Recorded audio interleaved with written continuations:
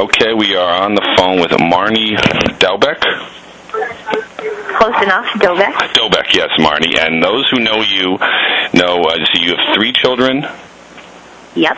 And, of course, Zach is the 6th grader. He's at Maplewood Middle School. He's been having a tough time the last week or so.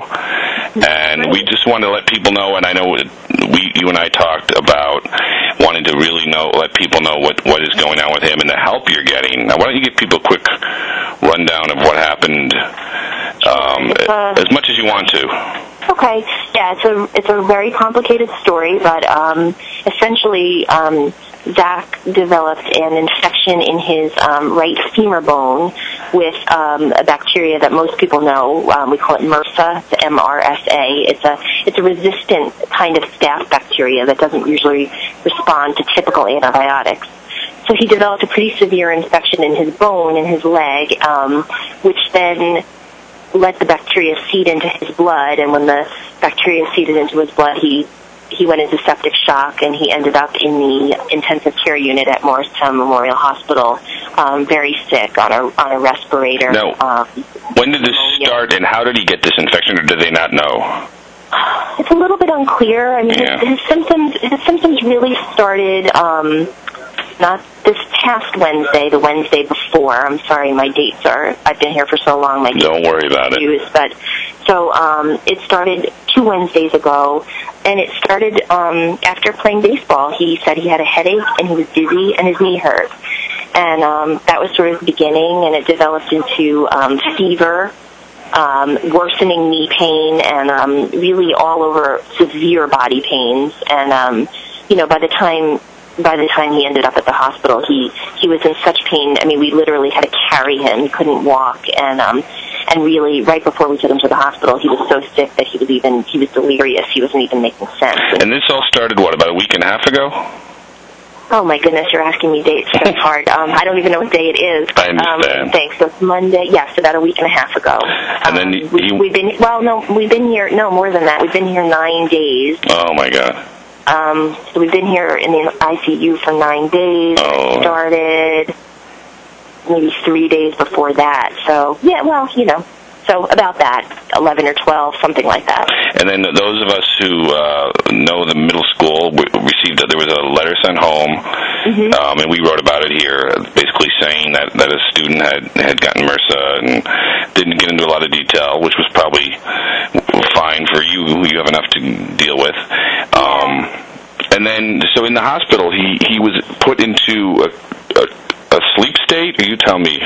Yeah, well, when they put a child on a respirator, they, for a number of reasons, it's uncomfortable, and then you don't want the child kind of fighting against the respirator. Sure. It makes them more prone to have a lung collapse, which actually happened anyway. But so the child gets put on pain medicine and sedatives, and they give them a medication that actually paralyzes them. So, I guess it's what lay people would call a medically induced coma, but he's not in a coma. He's been sleeping purely because of the medicines they're giving him. Right.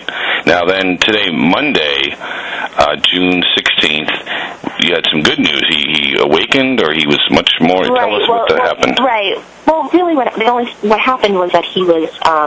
They were able to get the respirator to a place where they felt like he didn't need to be paralyzed anymore. So they stopped that medicine. It was through an IV drip, and they shut it down. And a few hours later, he opened his eyes, and he can't talk because he's still on the respirator, but he's trying to talk, and he was shaking his head yes and no, shrugging his shoulders, and what he tried to tell us was that he was hungry and thirsty, and we actually had pizza in the room, and he said he wanted pizza, and that gave us all, a lot of joy to see him awake, and to that he's asking for food is unbelievably awesome and funny and typical of my family. Excellent. Now, you are a doctor yourself, correct? I am, yeah. I'm a family doctor. Excellent. But you have a practice in Summit or in Springfield group? Right. Right now we're in Summit. Yes. Now, the reason you were willing to talk to us is there's a lot of help being done. LotsOfHelpingHands.com is the website.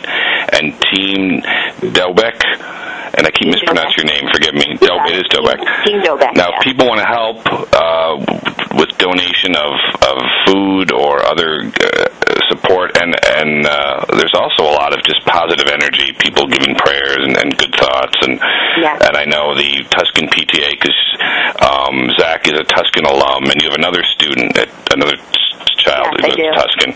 So I know they were pushing efforts to support. But if people want to help out, we'll put the link on our site, lotsofhelpinghands.com. Team Doubek. You can tell them all that I think that the Doubeks will be fed for 3 months based on the amount of support we're getting. So nobody has to cook us any more meals. So there is a lot of good. I know you wanted to thank people and let people know about the support.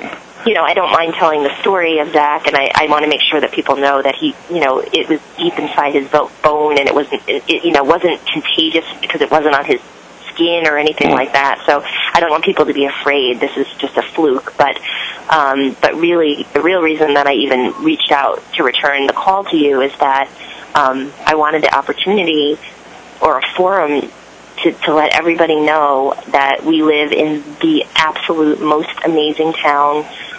We are so lucky to be a part of this community, and the support is endless from every direction of our lives. From, certainly the Tuscan family has been a huge part of that, but it's from our baseball friends, it's from the football team, it's from the basketball team.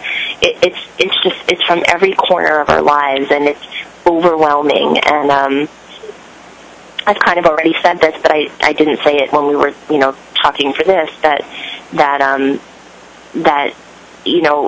I don't know what I really believe, but that when things seem so dark and scary and like just the worst days of my life, I could see the light. I could see the light and the hope and the strength and the support of our community. And I don't know what God is, but it sure felt like that might be it when I was feeling it. And I just wanted to express my deep, deep gratitude. My husband and I could not get through this without everybody. It's just been such a huge help. And so I just wanted everyone to know how very grateful we are.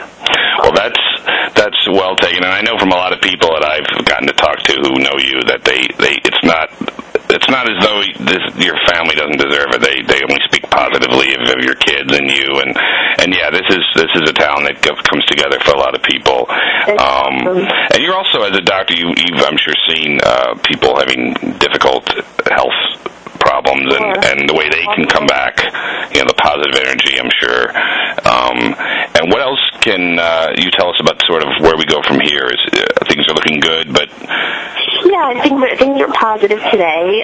We have a long road ahead. The medical team, which, by the way, at Morristown Memorial Hospital, big shout-out to them. This pediatric ICU is also amazing. I hope no one ever needs them, but if you do, they're amazing, taking excellent care of Zach and the whole family. So, but the team here, says that they expect that it's going to be a long, bumpy road, and there's going to be 2 steps forward and 1 step back. But they keep encouraging us that he's going to be okay. There are moments that are where you wonder, but that's what they keep telling us, and I'm hanging on to it. So basically, he still has infections that have to be worked on. He still has an active infection in his leg, so he's been in the operating room, I think 3 times already. Wow. He's going back tomorrow and probably again on Friday. They keep trying to flush out the infection in his leg. He's on antibiotics for pneumonia. He had a collapsed lung, so he's got a chest tube in for that. I could go on and on. Everyone. I don't think everybody needs to know every complication that I understand. No one would want to sit and listen to it, but you wanted to say to folks in Maplewood that it's appreciated, and what? How about the parents who have to worry about their children? It sounds like this is something difficult, but that you also are seeing the positive options, and that you do have hope no matter what happens. Correct? Oh yeah. I mean, absolutely. If I didn't have hope, I don't think I'd be talking to you. I don't think I could get the words out. But I